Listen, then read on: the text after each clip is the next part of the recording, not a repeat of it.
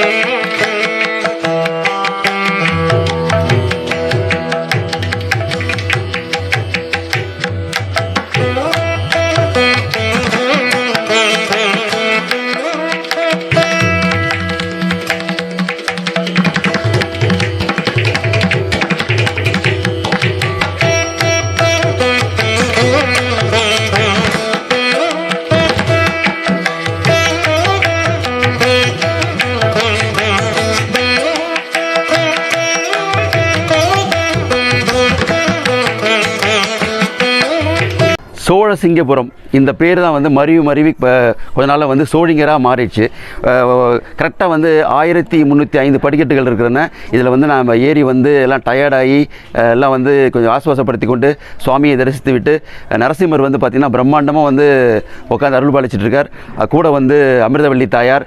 இது வந்து என்னென்னா இந்த ஸ்தலத்துக்கு வந்து ஏன் இந்த விசேஷம் அப்படின்னா பார்த்திங்கன்னா பிரகலாதனுக்கு வந்து சுவாமி வந்து நரசிம்மர் ரூபம் வந்து காட்சி கொடுத்த உடனே இது வந்து சப்த ரிஷிகளும் வந்து அவங்க வந்து பார்க்கணும் ஆசைப்பட்டாங்க. அப்போ வந்து கேட்டப்ப அவங்க வந்து அதுக்காக வந்து தவம் பண்ணாங்க. தவம் பண்ணப்போ என்னென்னா இங்கே வந்து நிறைய இந்த காலன் கேயன் இந்த மாதிரி வந்து அரக்கர்கள்லாம் வந்து இருந்து துன்புறுத்துவாங்கிறதுக்காக பெருமாள் என்ன சொன்னார், ஆஞ்சநேயர்கிட்ட அவங்களுக்கு பாதுகாப்பாக இருந்து அவர்கிட்ட சண்டை செய்து அவர் தவத்தை காக்க வேண்டும் என்று சொன்னார். அப்போது அவரால் சண்டையிடும் போது ஆஞ்சநேயரால் அவருக்கு இன்னும் பலம் போதாதனால பெருமாளுடைய சங்கும் சக்கரமும் வந்து அவர் கொடுத்து அதை யூஸ் பண்ணி அவர் வந்து அவரை வென்று அப்புறம் ரிஷிகள் எல்லோருக்கும் வந்து பெருமாள் வந்து இங்கே நரசிம்ம ரூபத்திலே வந்து காட்சி கொடுத்தார் என்பது வரலாறு.